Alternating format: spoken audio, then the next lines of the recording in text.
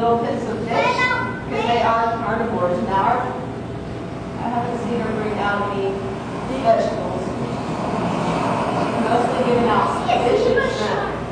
Now you can see she's looking at individual fish, and she's always looking around. The sharks love to get around her feet and her legs, rub up against them.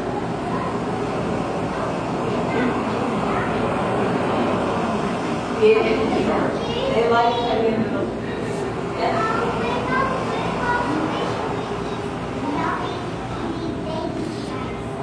Baby sharks.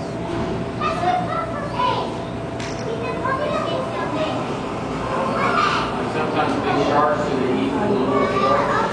They usually, I mean, they can eat the little sharks, but they typically will eat fish rather than other sharks. You might have missed it. What kind of shark is that? The ones that shark one? It's a black tip reef shark.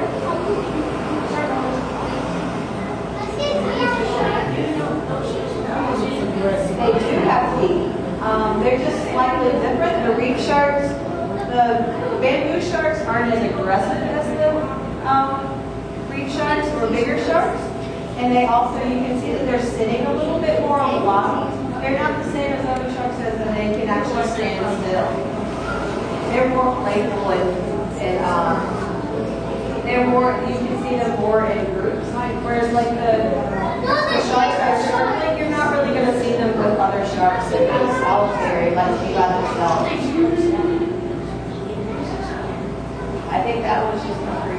That's why she has to watch and see who's getting fed, because some of them will try to steal other sharks' food. So then with this one that's bigger than all the rest of them, they would kind of act like a bully and just steal the other food. So you want to make a pufferfish. It is a pufferfish. Yep. Eel. Oh yeah, there's an eel. Wow. It's not an electric eel. There is a such thing as an electric eel, but we don't have one in here. I've never seen the eel come out like that. Now normally we have a moray eel. That's not the moray eel that was. That's not what I call it, yeah. Okay. No, it's not the same one that was up there. Okay. We do have a moray eel that's, if you can look really closely up against the reef, you can see him sticking his head out of that little wooden corner in the black. You see it? Yep. You see the black rock that's towards us up? You look right there, you'll see the moray eel. She'll feed him in just a minute.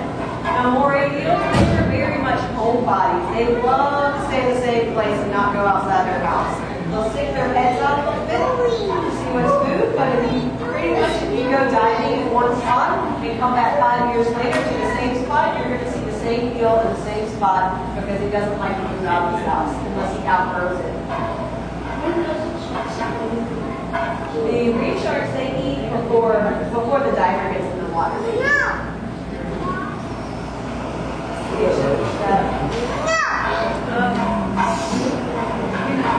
You can see she's weighing everything down so everything's floating in there. We don't want all of her fins and everything to go floating away.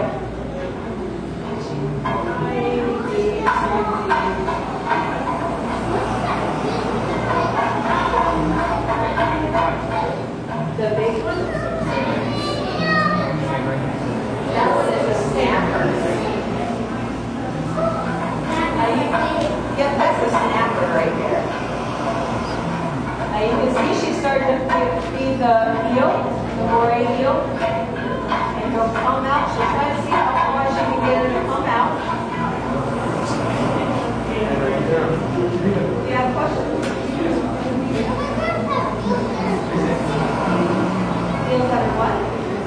Dusty. When it was moving, A dusty. a lot of stuff from all over. You know what it was? It was because he was in the bottom, and the dust from the bottom was flying off because he was hiding kind of on the bottom. You know, like when you're sitting in the dirt, you stand up and dirt comes all off. What is she got this stuff up there? She's feeding the eel. She's trying to get him to come out because moray eels are very secretive. They don't like to come out for much other than food. So see she's trying to get him out enough so you can actually see him. There you go.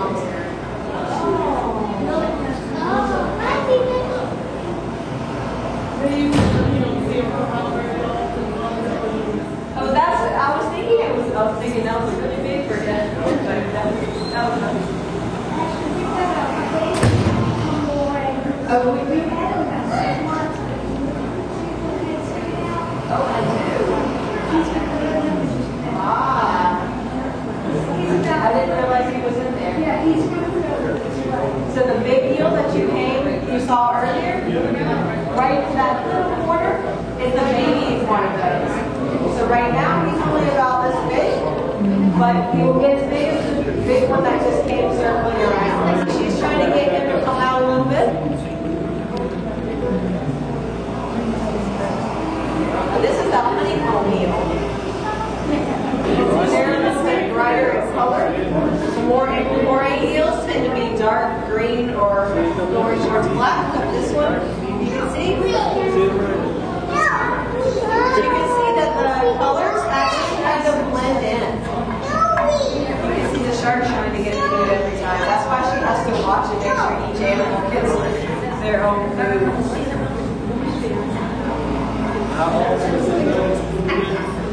Once. They get fed once a day. Fish in the wild don't usually eat every single day, depending on herbivores do because they can eat the algae or the thing, but carnivores tend to not eat every day. So sometimes they might eat, some days they might not. They can actually go for several days without eating, but these guys do get fed every day, and they know they're going to get fed every day. So you can see always about this time they all start coming around here because they know it's feeding time. That was a nice box on it. Let's see, I don't see the big one swimming around.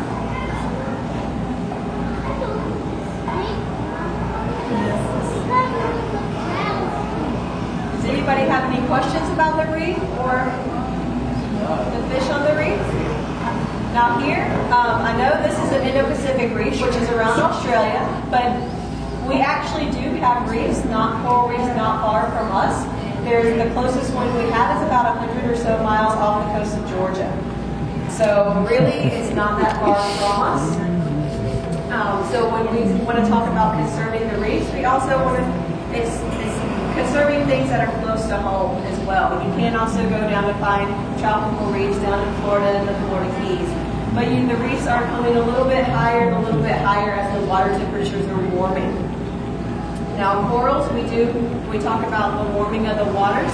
They can only live in a certain temperature range, usually about 2 to 3 degree difference, before they start dying off. So that's why they're starting to go a little bit higher and a little bit higher as the water gets warmer and warmer. Some of the things that we can do to help the reef and help the fish are always put your trash where it goes in the trash bins.